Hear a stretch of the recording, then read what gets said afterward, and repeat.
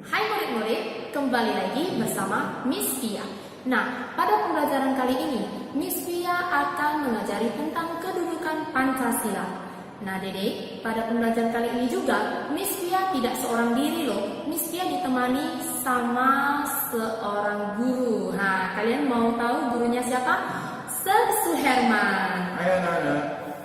Oke, nah anak-anak, jadi pada pembelajaran yang lalu, kalian sudah belajar tentang masa penjajahan Jepang di Indonesia. Habis itu kalian juga sudah belajar tentang sejarah lahirnya Pancasila yang dinilai adanya pembentukan BPUPKI dan PPKI. Nah, pada pembelajaran kali ini kalian akan belajar tentang kedudukan Pancasila. Sudah siap anak-anak? Sudah siap? Oke, mari kita langsung ke pokok pembahasan. Check it out. Nah, murid-murid, pada bagian kali ini, Miss akan langsung masuk ke pokok pembahasan. Oke, nah jadi kedudukan Pancasila ini anak-anak sebenarnya dibagi menjadi 3. Oke, kedudukan Pancasila sebagai apa, dan sebagai apa. Yang pertama itu adalah kedudukan Pancasila sebagai dasar negara. Oke, nah berhubung Sir Suherman ada di sini, Sir Suherman yang akan menjelaskan secara detail dengan jelas supaya kalian bisa lebih mengerti apa itu Pancasila sebagai dasar negara. Oke, Sir? Ya. Negara itu ibarat sebuah rumah yang memiliki fondasi di dalamnya. Apabila fondasinya tidak ada, tentu bangunan itu akan roboh. Nah, fondasi itu ibarat sebuah dasar negara. Ya, setiap negara juga memiliki dasar negara, termasuk Indonesia. Dasar negara itu sangatlah penting untuk kehidupan rakyat Indonesia. Oh gitu ya, Sir ya. Berarti ibaratnya seluruh hukum yang ada di Indonesia itu hanya berdasarkan satu sumber ya, Sir ya. Berarti berdasarkan Pancasila, anak-anak. Nah, sampai di sini mengerti tidak? Mengerti ya? Oke. Nah, Sir, Miss Pia mau tanya nih. Miss Pia baca-baca buku sejarah terdahulu ya. Pernah diulas bahwasannya dulu negara Indonesia itu juga mengalami pemberontakan, Sir. Apa itu artinya pemberontakan, Sir? Pemberontakan itu adalah suatu sikap penolakan terhadap peraturan-peraturan yang berlaku di suatu negara. Oh gitu ya, Sir ya. Sir, bisa kasih tahu nggak contoh-contoh pemberontakan itu seperti apa? Ya, contoh pemberontakan yang pernah terjadi di Indonesia seperti pemberontakan DITI di Aceh. Mereka ingin mengganti ideologi Pancasila ini menjadi ideologi syariah Islam dengan mendirikan negara Islam. Kemudian disusul lagi pemberontakan G30 SPKI, di mana mereka ingin mengganti ideologi Pancasila ini menjadi ideologi komunis. Oh gitu ya, Sir ya. Jadi Sir, bagaimana kalau pada zaman sekarang ini tiba-tiba ada beberapa pihak yang ingin memberlakukan peraturan yang tidak sesuai dengan Pancasila? Menurut Sir gimana? Ya, tentu kita memberi nasihat kepada yang bersangkutan. Apabila yang bersangkutan tidak mau mendengar, tentu kita akan melapor kepada pihak yang berwenang. Oh gitu ya, Sir ya. Nah anak-anak, sekarang kalian sudah mengerti ya kedudukan Pancasila, di mana Pancasila sebagai dasar negara. Oke?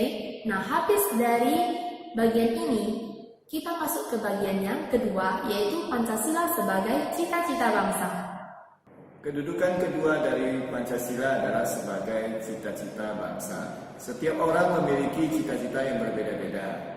Ada yang ingin menjadi desainer, ada yang ingin menjadi dokter, ada yang ingin menjadi guru. Nah, mari kita tanya Miss Rizlia. Cita-cita Miss apa ya?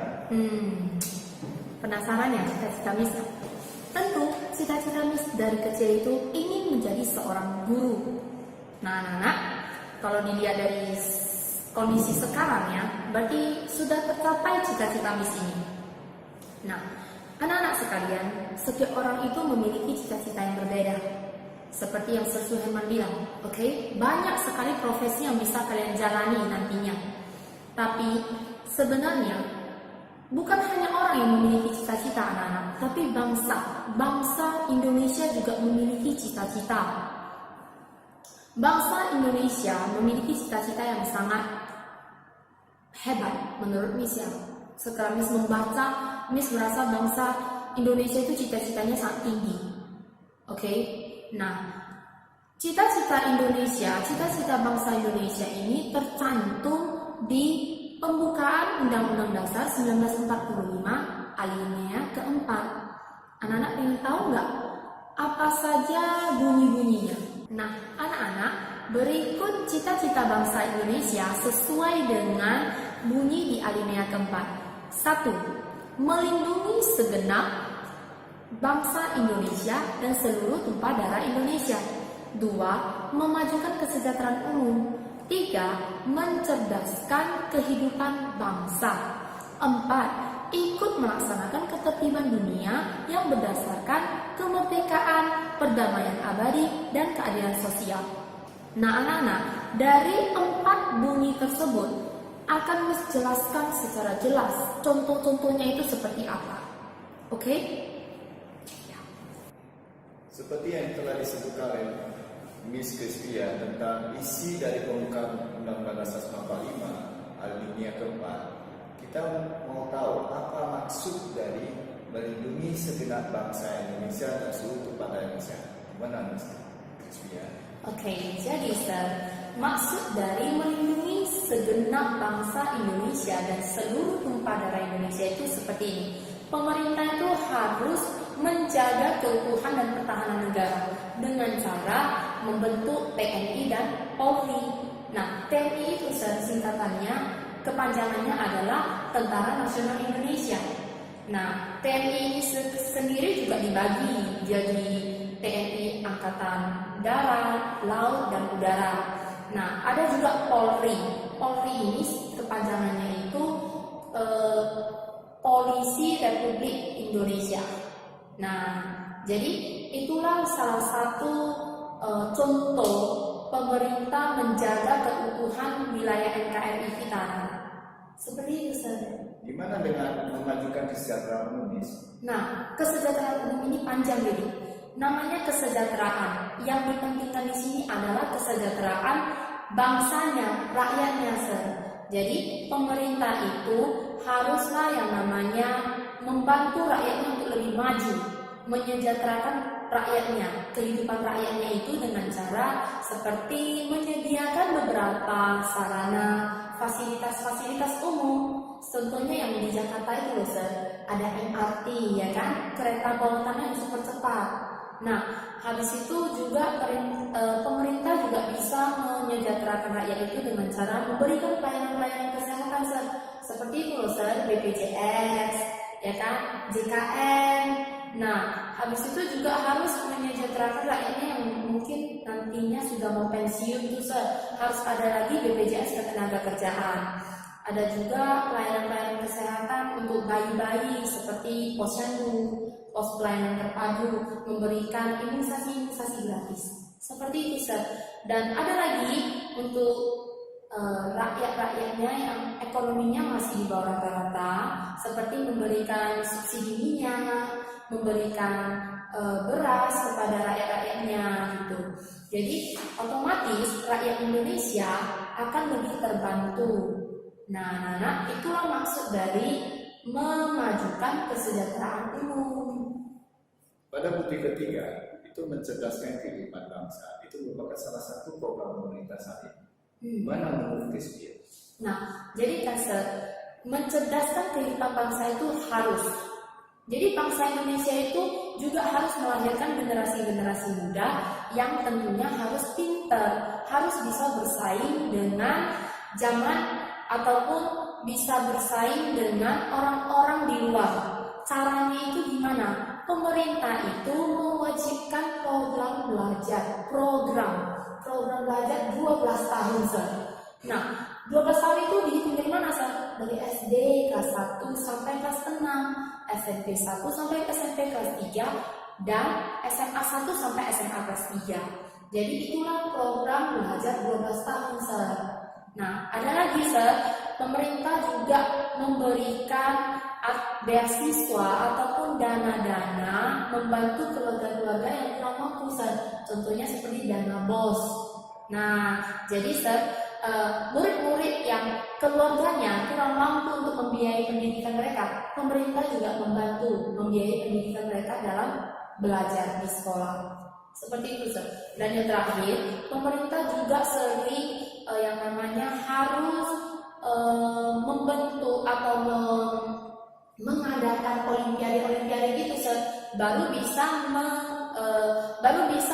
menilai atau bisa melihat kemampuan intelektual dari siswa-siswa mereka. Seperti itu, Sir, cara mencerdaskan bangsa. Oke, ada lagi, Sir? Gimana dengan cara pemerintah melaksanakan ketertiban dunia? Ini yang paling penting. Kenapa? Setiap negara itu memiliki hubungan diplomatisnya, Sir, dengan negara lain. Nah, kenapa? Karena seperti kita bilang, manusia itu adalah makhluk sosial, tidak bisa hidup tanpa bantuan orang lain. Begitu juga dengan negara, Dede. Negara juga harus butuh bantuan negara lain. Oleh karena itu, kita bangsa Indonesia juga ikut melaksanakan ketertiban umum yang berdasarkan apa? Kemerdekaan. Artinya kita tidak boleh lagi yang namanya menjajah negara lain, maksud. Kita nggak boleh menjajah negara lain. Udah itu perdamaian. Kita menjunjung tinggi perdamaian. Dengan cara apa? Meningkatkan hubungan persahabatan antar negara. Nah, habis itu keadilan sosial. Jadi intinya di sini di bangsa Indonesia ini juga ada yang namanya melakukan eksportir dan importir bahan-bahan sumber daya alam ke luar negeri.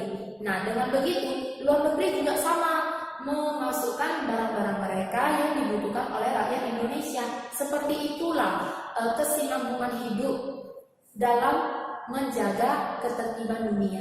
Intinya adalah bangsa Indonesia turut menciptakan kerukunan antar negara. Seperti itu, anak-anak. Nah, jadi Sir udah mengerti dong contoh-contohnya itu seperti apa. Sebenarnya banyak lagi contoh-contoh yang lain. Kalian bisa baca-baca di buku atau dari sumber-sumber lain seperti itu. Nah, Sir, habis ini kita akan membahas kedudukan Pancasila yang ketiga. Pancasila sebagai ciri khas bangsa Indonesia. Nah, anak-anak, jadi di pembahasan kali ini Sir Suherman akan menjelaskan apa itu Pancasila sebagai ciri khas bangsa Indonesia. Sudah penasaran kan? Yuk mulai dong, Sir. Mau tanya nih, apa sih maksud Pancasila sebagai ciri khas bangsa Indonesia, Sir? Maksudnya Pancasila itu sebagai identitas bangsa yang lahir seiring dengan lahirnya bangsa Indonesia. Ciri khas bangsa Indonesia itu dapat kita lihat dari budaya bangsa Indonesia seperti gotong royong, dalam menyelesaikan sesuatu masalah memakai musyawarah. Kemudian agamanya pun ada berbeda-beda, setiap suku memiliki kepercayaannya masing-masing. Ada yang agama Buddha, ada yang agama Kristen, ada yang agama Hindu, ada agama Islam, ada agama Konghucu, dan ada agama Buddha.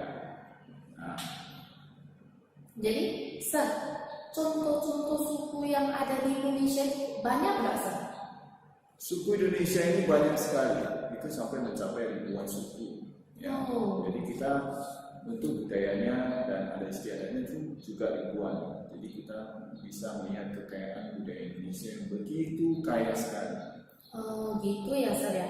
Berarti ya memang ya orang bilang Indonesia itu perbedaannya banyak sekali tetapi tetap satu ya, Sir ya. Makanya itu ada istilahnya apa, Sir? Bhinneka Tunggal Ika. Itulah salah satu ciri khas juga dari bangsa Indonesia ya, Sir ya. Oke, jadi anak-anak, kalian sudah tahu ya kedudukan Pancasila itu satu, yaitu sebagai dasar negara. Dua, Pancasila sebagai cita-cita bangsa. Dan yang ketiga, Pancasila sebagai ciri khas bangsa Indonesia. Nah, Dede, jadi kalian harus ingat, sumber di Indonesia itu sumbernya cuma satu. Apa itu, Sir? Pancasila sebagai sumber dari segala sumber hukum yang berlaku di Indonesia. Oke, dan ingat anak-anak, dalam mewujudkan cita-cita bangsa, pemerintah itu harus melakukan pembangunan yang adil dan merata, Sir. Yaitu membangun sampai ke pelosok-pelosok negeri.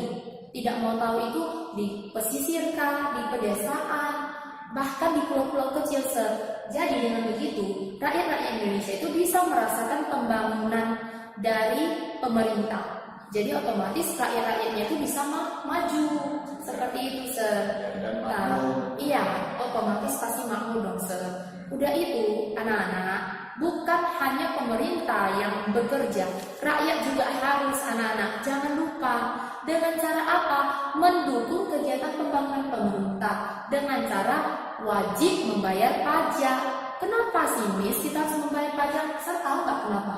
Ya. Karena dari pajak itu, Sir. Dari pajak itulah pemerintah memperoleh biaya untuk membangun supaya negeri ini bisa lebih maju. Seperti itu. Nah, yang ketiga, Pancasila sebagai apa, Sir? Ciri khas bangsa Indonesia. Jadi bangsa Indonesia memiliki ciri khas yang berbeda dengan bangsa lain. Inilah akhir dari pembelajaran hari ini, dan nantikanlah video pembelajaran selanjutnya. Oke, stay tune ya. Bye.